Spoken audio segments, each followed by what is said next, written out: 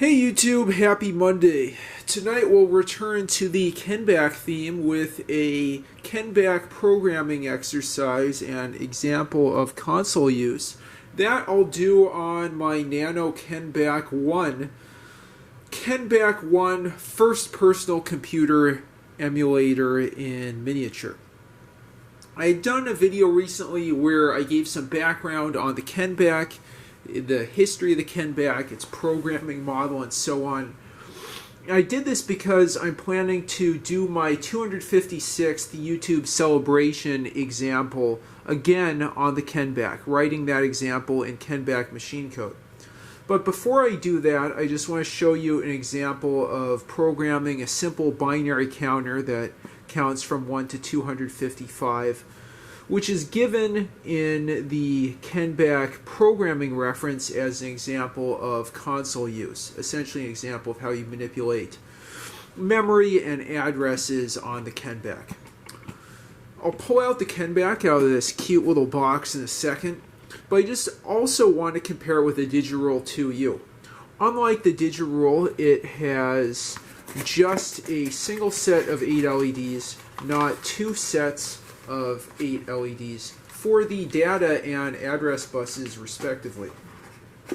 Okay, so while my cat marks me from behind the picture and now in the picture, I'll pull out the pre-charged up NanoKenbak, put it on top, I guess, of this example page, show you the LEDs after my cat finishes marking it, and then go through the example. Okay, so let's go to the top here once my cat gets out of the way, and start by just showing you as a reminder the NanoKenbak-1. We have the input push buttons on the bottom at left here. We also have the either address or input or data LEDs above here from 0 to 7, with the octal and hexadecimal conversions below. Okay, my cat's really making a point of disrupting this. Darn kitty. Okay, so we have the leftmost octal digit here that only goes up to 3, middle octal digit, and then right one, and then the left and right hexadecimal digits there. On the right we have input, address, memory, and run push buttons, and I'll show you how those work in this example of console use. Let's go ahead and see the program that we'll enter. We'll start at location 3, which is the 4th byte in memory. That's the program counter, and set the first program step to 04, the exact next byte. In the next byte, we'll enter the instruction 103, which is add B, and we'll add the constant 1, which is in that 5th byte there. In the 6th byte, we'll enter in the instruction store B, 134, and then next byte specify the output register. So essentially, we're adding 1 to the B register, and then taking what's in B and putting it on the output LED set. Then 344 is a jump unconditional loop to 04, which is this loop position in data, the beginning of the program that was specified as the initial value of the P register. The output register 200 is shown there, and then if we go below, we have some handy-dandy directions for how we can start the programming. And with that, I'll move the NanoKenbak-1 further down in the field of view of the camera. I will go ahead and flip the power switch from off to on. We'll see those LEDs. Lights have light dither across the display.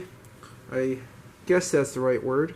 And we'll go through these nicely laid out steps here to get a sense of Kenbak programming, which, as you'll see, is very different from a Digirule 2U or a Canon CAT computer. Okay, so let's go ahead and press start, press stop. It gets in run mode. I think that's just to make sure there's nothing left in memory. We'll press clear and then enter 003 in octal. 0, 0, and then 3. We'll go ahead and press set address, then press clear under input again. Enter 0, 0, 4. Then I'll press store under memory, and then clear input. Already the address will be incremented by 1. We'll enter in 1, 0, 3, store, and then clear. Enter in 0, 0, 1, store, and then clear. Oops, clear. Enter 1, 3, 4, as my cat agrees. That would be 1, 3, and 4, just making sure I got that right. Okay, store, clear. You see a pattern emerging here. Now we'll enter in the location of that output register, I got that wrong, 2, 0, 0. And we'll press store and then clear. Then we'll enter in the jump unconditional, 3, 4, 4. Store, clear, and then enter in 0, 0, 4. Store, and now we'll display our address, and that should be 0, 1, 2, which it is.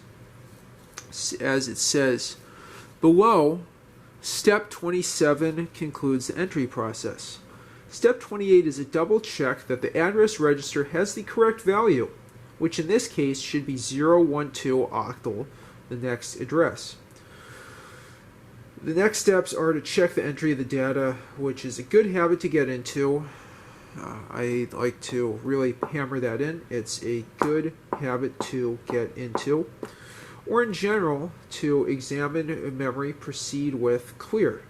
Okay, we'll clear. We'll enter in 0, 0, 3, set address, and then press read under memory.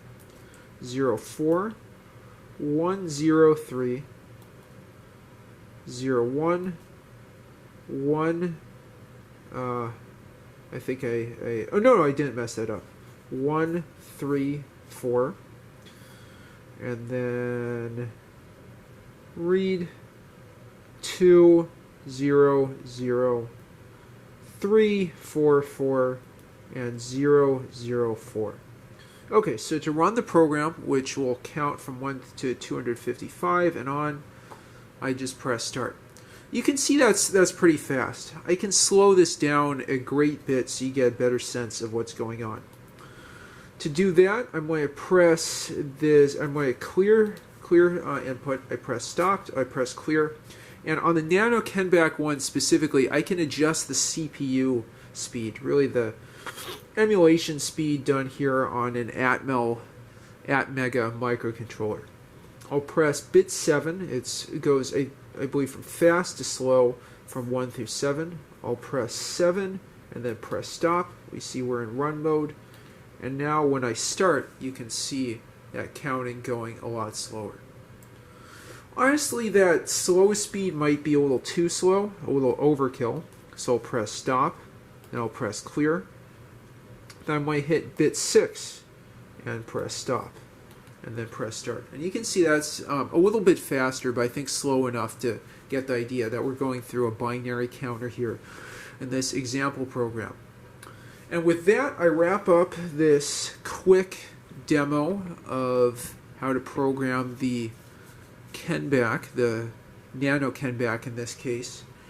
I hope you found this entertaining, interesting, and useful, and I hope you'll watch my upcoming video where I add 2 8-bit digits with carry on the NanoKenbak and show you the result. I might modify that program to take the numbers from the input register while running the program.